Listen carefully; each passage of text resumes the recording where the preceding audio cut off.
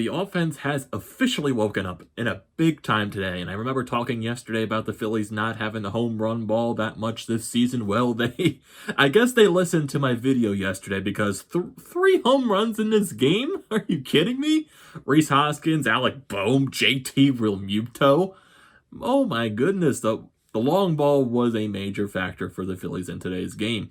And especially it's important that you have this offensive outburst because, like I said, remember when I said yesterday that the offense needs to step it up just because you're not going to get the best pitching every single day? And today was especially one of those moments. Aaron Nola did not have his best outing.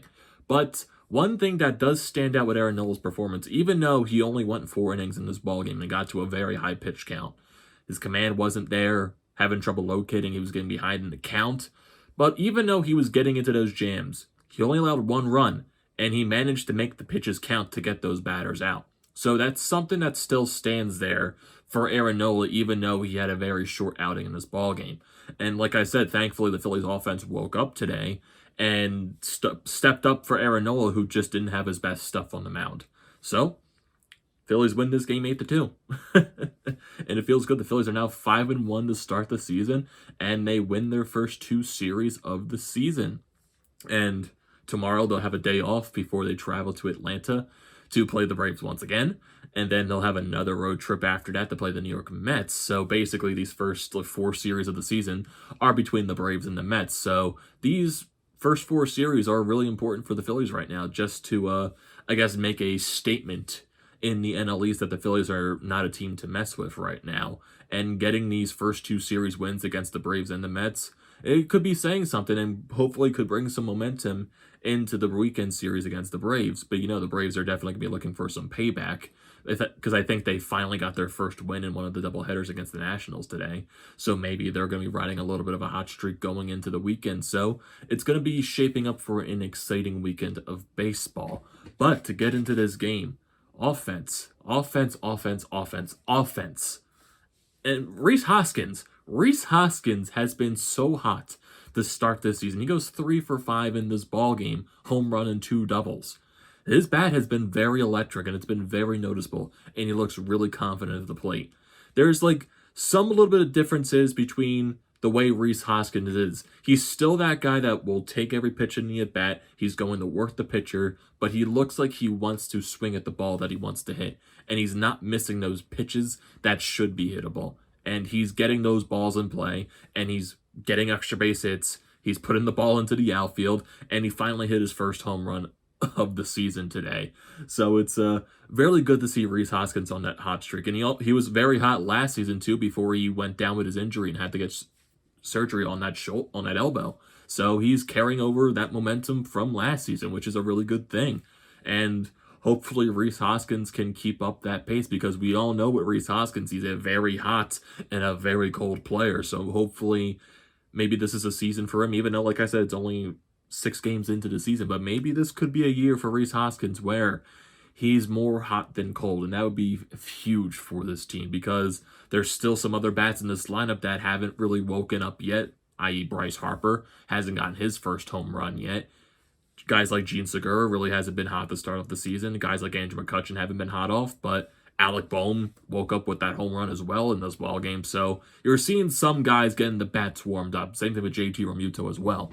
So it's very nice to see Rhys Hoskins perform the way he's been doing in these first 2 series of the season to start off.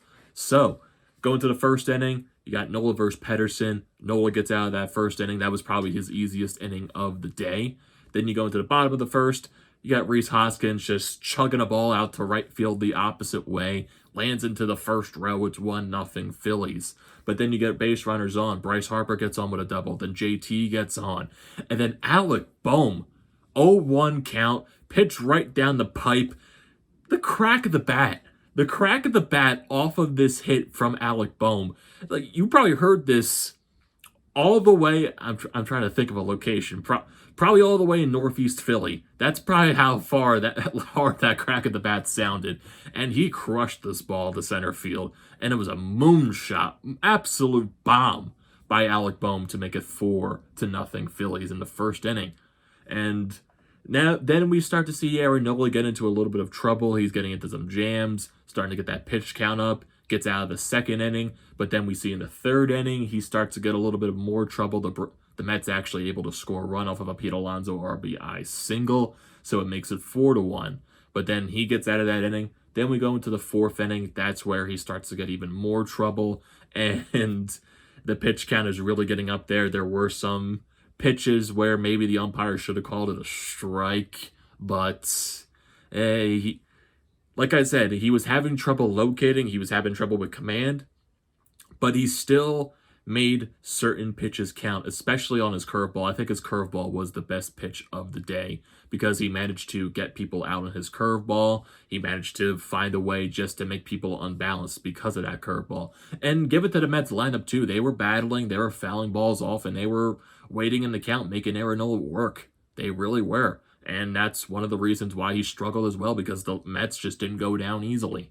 They didn't. But like I said, Aaron Nola made those certain pitches count to get those outs. Just sadly, it wasn't his best outing because of the lack of command and the lack of velocity on his fastball. So he only goes 4 innings. So we go to the bottom of the fifth. Rhys Hoskins gets on. Bryce Harper gets on. Pederson comes out for the Mets. In comes a new pitcher. And the first pitch he throws to JT Realmuto is a meatball down the pipe. And he crushes it the opposite way to make it a 7-1 Phillies lead. Then Bryce Harper tacks on another run to score Roman Quinn with a ground out to make it 8-1 Phillies. Phillies bullpen comes in. Connor Brogdon, he looked really good out of the bullpen. He got the win in today's ball game. Did not allow a single run. And the Mets, we also have Archie Bradley out in the seventh for the Phillies. They got a couple of runners on. Jonathan VR. Archie Bradley throws a wild pitch, allows the runner to score. But then the bullpen did the job the rest of the way. And it was a great, bullpen once again came up big for the Phillies, and especially when they got that big of a lead, really don't have to worry about anything. It's also nice to, have that big of a lead and then not have to, stress out the rest of the game with your bullpen, because with last year's bullpen, no lead was safe.